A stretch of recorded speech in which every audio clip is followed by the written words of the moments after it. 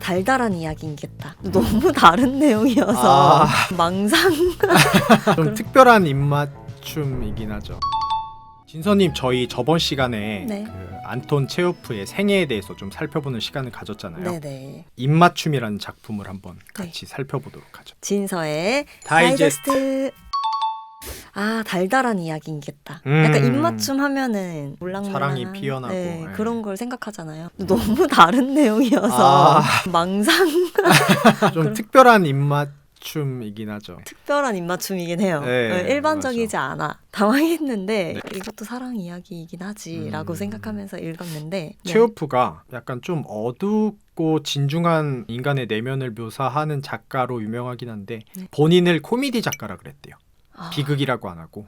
근데 약간 좀 재미있는 캐릭터인데. 그쵸. 네. 고전 그리스 비극 원형을 보면은 한 인간이 몰락을 하잖아요. 넘지 말아야 될 선을 넘고 계급에서 추락하고 자신이 가진 걸 모든 걸 잃고. 근데 체호프의 작품들은 어둡긴 한데 그냥 사소한 실수에 대한 일들이 많아요. 그리고 안톤 체홉이 단편을 빠르게 써야 되는 거였잖아요. 맞아요. 간단한 소재인데 50페이지 안 되는 소설이더라고요. 그렇게 빠르게 써낸 맞아요. 그런 단편인 것 같은 느낌. 입맞춤을 27살에 썼더라고요. 다작 엄청 많이 했을 때. 그럼 그때 쓴 게 맞아요. 맞나 봐요. 네. 이런 주제로 이런 소설도 쓰는구나라고 내가 이런 종류의 단편 처음 읽어봐서 신선했고 어떤 종류의 입맞춤인지 예상치 못한 주인공이 있습니다. 네. 랴보비치라는 주인공인데 포병 장교예요.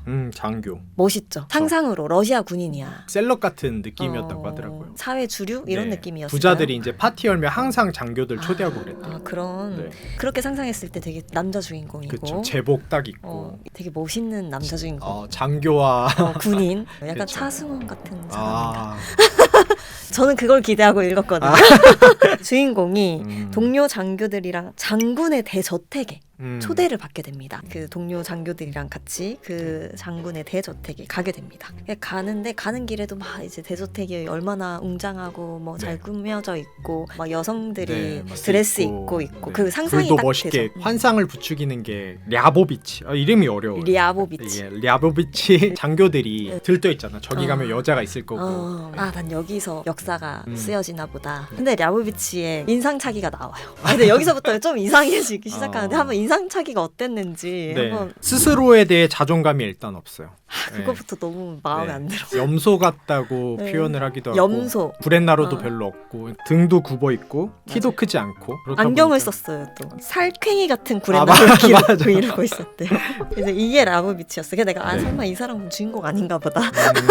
거기에다가 소극적이고 소심하고 자기 혐오까지 갖고 있는 사람이죠. 이게 쭈구리처럼 보인다는 그쵸. 거죠. 파티에 또 심지어 못 어울립니다. 그림자처럼 붙어가지고 이렇게 방관하다가 재미를 못 느끼고. 그러니까 여자들이 와서 말도 걸고 하는데 랴보비치한테는 말도 안 걸잖아요. 안 보였나 봐요. 그렇죠. 벽처럼 느껴졌는 그쵸. 자리를 좀 떠서 대저택 안을 방황하다가. 방황하는 게 재밌더라고요. 혼약만 마시고 있다가 젊은 남자니까 여자들의 관심이 있잖아요. 창밖에서 풍겨오는 꽃냄새 이런 거를 이게 저 여자들한테서 나는 냄새인가 약간 이런 환상까지 혼자서 하더라고요.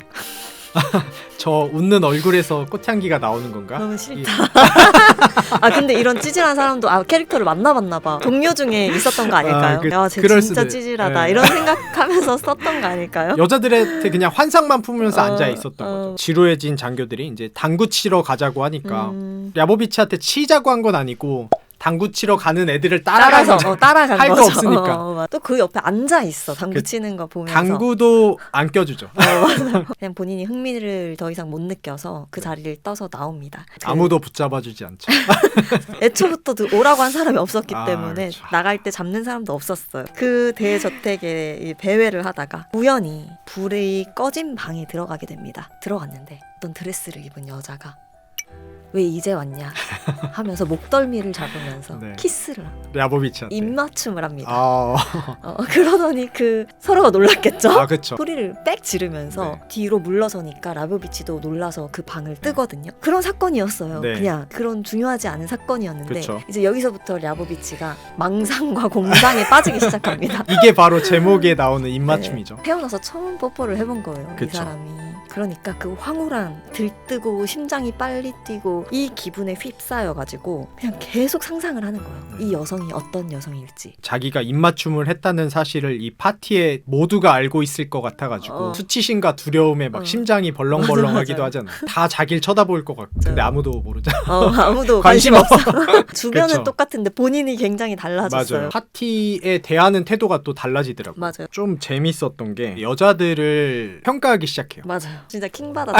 이제 어깨가 올라간 거죠. 어깨가 올라갔어. 나 맞아. 뽀뽀한 사람이다. 네. 저 여자는 좀 나이가 많고 저 여자는 귀여운데 약간 입술이 좀 별로고 맞아. 뭐가 마음에 안 네. 들고. 이 여자랑 요 여자랑 얼굴을 섞으면 더 괜찮겠다 말 이런 평가도 하고 맞아요. 그런 상상을 끊임없이 하다가 숙소에 돌아와서도 계속 그 생각만 합니다. 그쵸. 돌아오는 길도 재밌더라고요. 별 보면서 갑자기 감상해졌나. 저 하늘의 별이 저렇게 아름다웠나? 온 세상이 아름답게 보이는 거죠. 근데 이거는 풍짝이 맞아서 시작했거나 그럴 때 느끼는 감정 아니에요? 심지어 그 여자는 기겁해서 도망을 갔는데도 네. 더럽다는 듯이 소리를 질렀잖아요. 얼굴도 모르는 여인을 계속 이제 상상하는 거죠. 돌아와서도 상상을 하고 그러다가 동료들한테 이 엄청난 이야기를 입이 간질거려서 못 참았나 봐요. 내가 파티에서 뭘 했는지 알아. 이야기를 하려고 했어요. 근데 이제 이게 상상으로는 진짜 몇 날 며칠을 계속 상상할 수 있었던 그쵸. 이야기를 동료들한테 말을 하고 보니까 1분도 걸리지 않는 이야기였던 거예요. 한 문장으로 그냥 끝나버렸죠. 그죠. 파티를 갔더니 낯선 방에서 미지의 여자가 자기에게 키스를 했다. 그러고 서로 흩어졌다. 이게 끝이었던 거죠. 동료들이 듣기엔 좀 어이없었을 것 같아요. 엄청난 것처럼 얘기했는데 누군데 그 여자가? 그래서 뭐 어쩌라고 약간 이런. 그래서 이제 이 친구가 나는 이거 이제 나만 간직할 거다. 다른 사람들한테 절대 이야기하지 말아야지 라고 결심을 하고 그 뒤로도 계속 상념에 젖어 있어요. 뭐 훈련을 하더라도 이제 이 매일 겪는 이 일상이 나한테는 이제 시시해졌다. 대대장을 보면서 그런 생각도 하잖아요. 저렇게 나이 먹은 대대장이면 내가 경험한 황홀한 입맞춤 같은 경험도 이미 해봤겠지 이러면서. 그리고 또 작전 수행을 하러 갔는데 혼자서 그 미지의 여인한테 사과하는 장면도 나오더라고요. 내가 이렇게 전쟁터에 살인을 하러 나가는 거에 그렇게 하다가 이제 여기서 이렇게 계속 가면 얘 왜 이렇게 언제까지 이렇게 상상하는 거지 하는데 어느 순간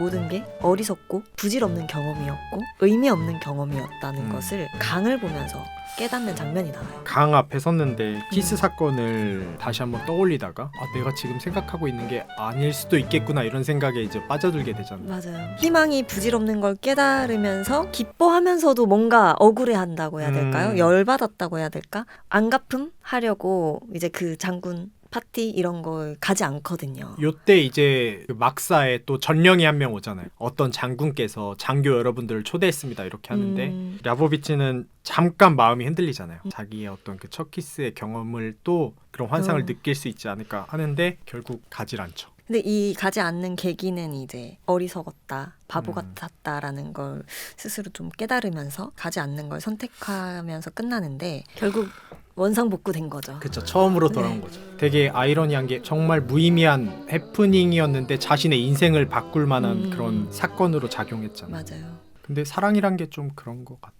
회색빛이었던 세상도 총천연색으로 바꿔주는 그런 마법 같은. 핑크빛이 되면서. 맞아요. 그런 일이 사랑 말고는 사실 없는 것 같아요. 저도 생각해보면 20대 이제 누구나 첫사랑을 하니까 그때가 생각이 많이 나긴 하더라고요. 광대가 이렇게 올라가고 하루 종일 입꼬리가 내려오지 않고 좀 피곤하지도 않고 안 피곤해. 신기하게 그 순간을 되게 섬세하게 그려놓은 느낌?